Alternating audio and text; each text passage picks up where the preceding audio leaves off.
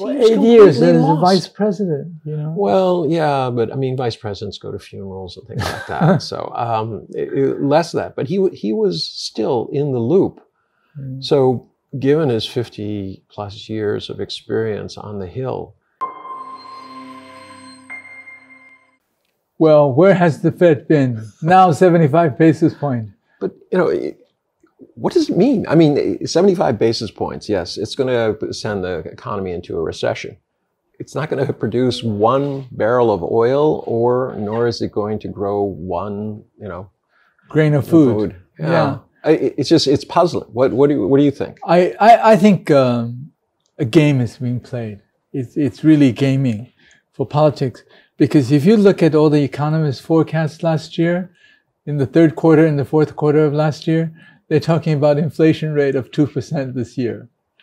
And that's what the Congressional Budget Office, that's what the Treasury, that's what the Fed were all predicting, right? Yeah, but we're long past that. Exactly. 8.5%, largest in 40 years. 40 years. So, but it's amazing how the government and the elite of America had believed that it would be 2% this year. But there's no, I mean, look, there's no way to get it down to 2%. It's that has passed. The issue is a recession. You have Larry Summers coming out and just saying, well, we're going into a recession. I hope it's not as bad and doesn't turn into a depression. I mean, isn't that pretty much game over? We're looking at stagflation, where the inflation rises and the economy tanks. I don't understand the Fed's move. They got to do something. They have no tools. It's not like China. Mm-hmm. But I have no idea where this is going. Do you? No, I think you're right. They're talking about a recession in 2023. But I think we're headed in that direction already. Ultimately, I think there are two things.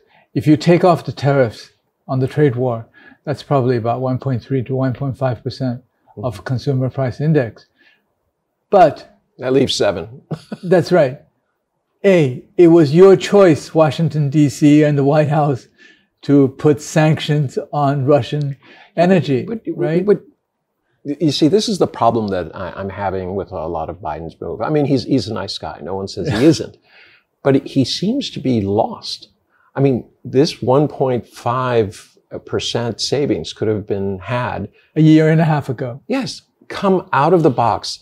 Say, Trump was wrong, right? He's taken money out of your pocket. Here's the opportunity. I'm putting it back in. And now he's waited until inflation is at an all-time high. He's literally being forced to do this. I don't understand. I mean, they've been having this debate inside the White House between his advisors since day one. And he seems incapable of, making the right decision. I think it's politics. It's politics, but the other one is just as ridiculous. How do you expect to put sanctions on Russian energy and not impact the global market? Well, I think the idea there was that the U.S. could fill in, but we can't. There's not enough LNG carriers. That's right. There's not enough, processing. Well, they should have at least thought about that, right? Yeah, but this is things. I mean, I was struck by the fact that he, during this last period, I mean, I'm just talking in general politics here. So he has a meeting with Bolsonaro, all right, the president of Brazil. Yeah. 2 days after, Bolsonaro said that the legitimacy of his election as president is murky, questionable. That's right.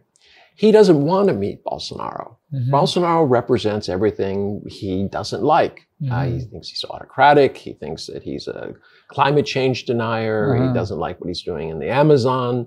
And he's a Trump supporter. And there is that, right?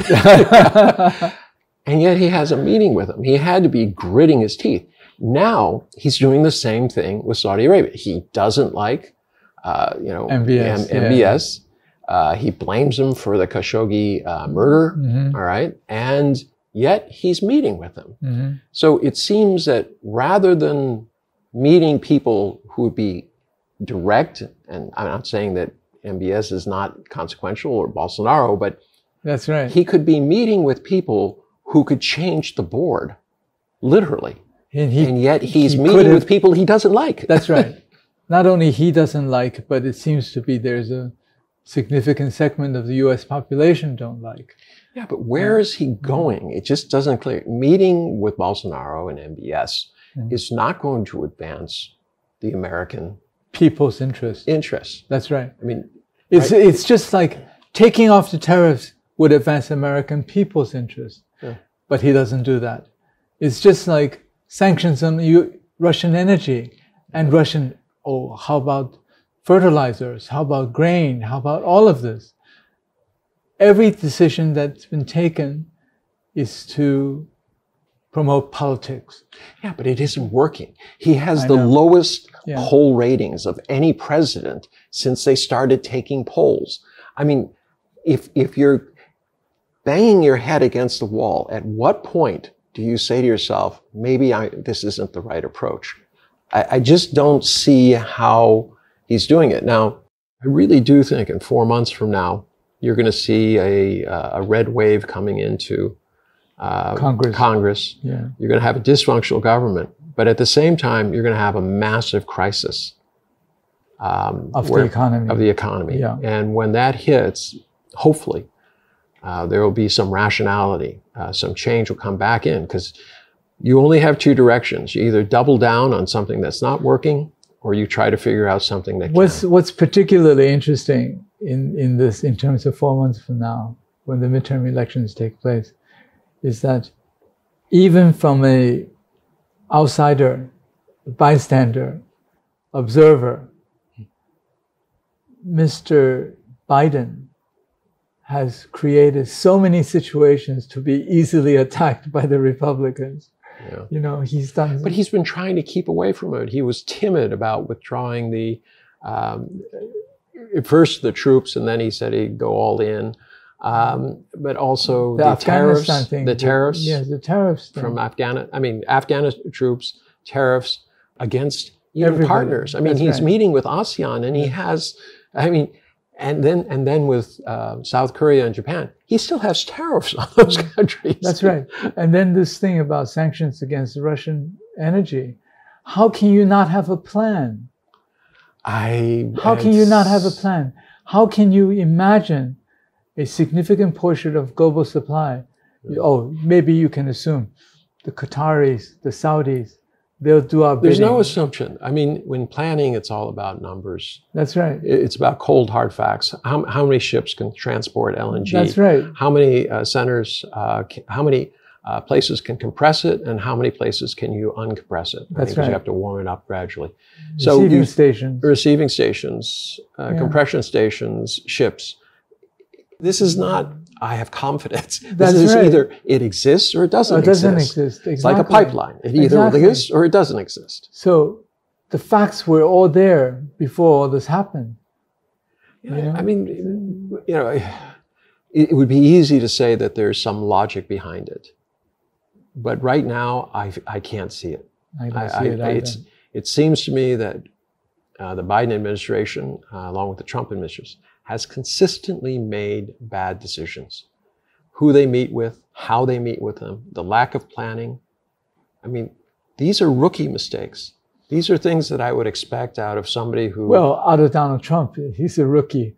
But not out of the Biden administration. These are people who've been in Washington for so long. Look, for 12 years, he was either the chairman or the ranking member on the Senate Foreign Relations Committee. That's right. And for 8 years, he was the vice president. Well, yeah, but vice presidents go to funerals and things like that. So less of that. But he was still in the loop.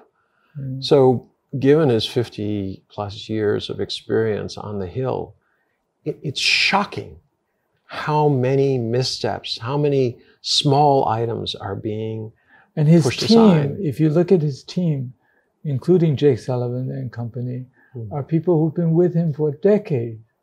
Yeah, so it's not like, we don't know how to work together. But there's still, ironically, there's still a lot of infighting going on.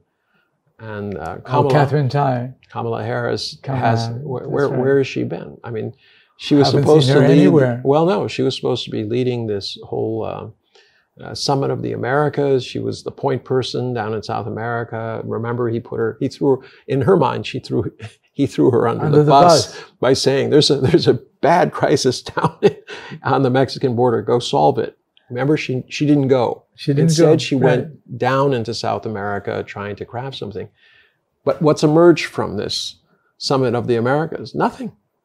You know, we didn't think there were any hopes for it. But it was a joke, her visit to ASEAN countries too, last year. Well, yeah. I mean, it just doesn't seem to get traction. So you have a vice president who's failed to get traction. A lot of her staff are leaving. You have the president. He's losing some legal side, and he's anticipating that he's going to be the subject of endless investigations, impeachment proceedings against him in the House when the Republicans take over. And they're not even making a secret that they're beefing up their legal team in order to handle that.